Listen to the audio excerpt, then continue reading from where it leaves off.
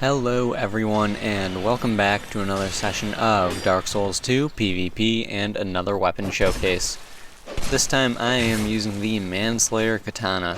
Now this katana is pretty interesting. It's got a built-in poison modifier, which I think is pretty cool. And even though I never was able to poison people, I do feel as though it was helpful, and I'll explain why a little later on. Now, getting started with the weapon itself, the Manslayer katana has a strength requirement of 11 and a dexterity requirement of 18. It has an E scaling in strength and an A scaling in dexterity. The physical base damage of this weapon is 230, and its attack rating for me on my 40/40 quality build is 371 while I'm wearing a Ring of Blades +2. Now, the poison base on this weapon is 100, and the poison total is 174. Interestingly enough, the counter strength of the weapon is pretty high. It's actually got a counter strength of 150, and the poise damage, there we go, now it's the proper time to use the word poise, is 20 per hit. The weight of the weapon is 6 units, and that pretty much sums everything up.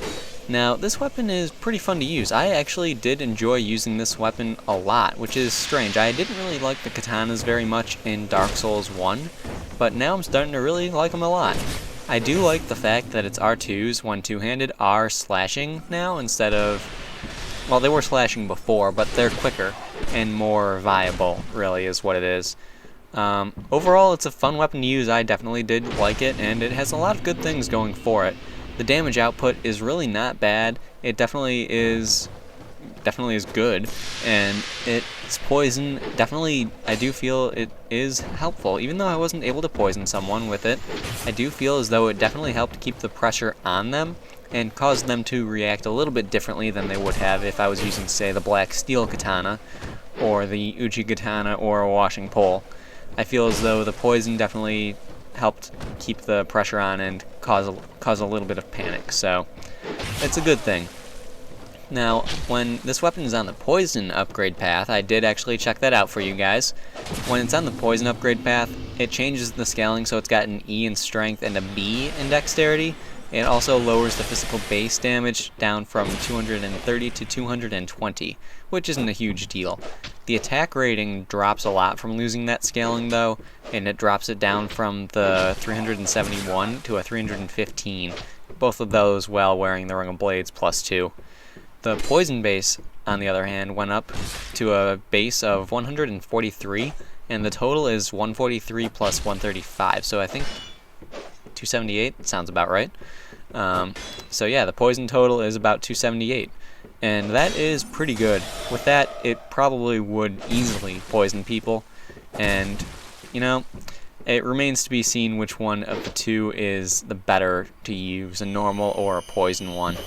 I would have to say, if I was going to do this again, if I was going to use this weapon again, I would definitely try out the poison one, and that way I could get a good comparison, but you know, at the moment, I don't have that experience. So if any of you have tried out a poison Manslayer, please, in the comments, let us know your experience with it. How well does it work for you? Moving on from there, I would have to say the biggest pro of the weapon would definitely be the fact that it does have poison, simply because of what I said earlier. It definitely helps to keep the pressure on your opponent, and it causes them to react a little bit differently. It causes panic, because we all know by now, poison is very painful in Dark Souls 2. It's fast. It decreases a lot of your health very rapidly, and it's not something that you want to mess around with. It really is not something you want to have happen to you. So, because of that, it really helps keep the pressure on. The biggest con of the weapon, if I had to say that there was one, that's tough actually. It's really kind of tough to find a con for this weapon.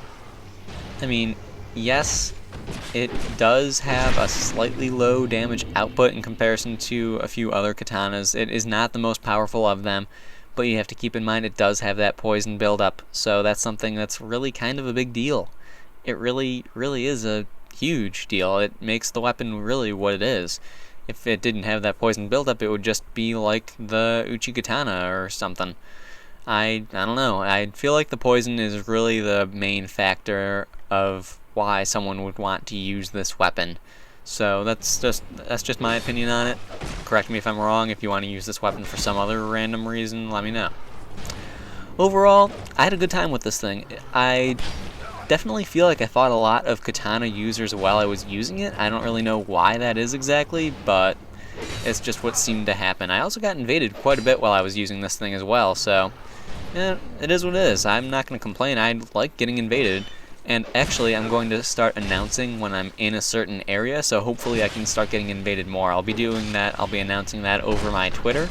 If you have not started following me and are interested, I will have a link to that in the description, so you guys can, come invade me and we can get some good fights. So, that's going to be a thing. Now, this is the last fight of the video. I've pretty much said everything I wanted to say, so I'm just going to leave it right here. Hope you guys enjoyed, and I will see you guys next time.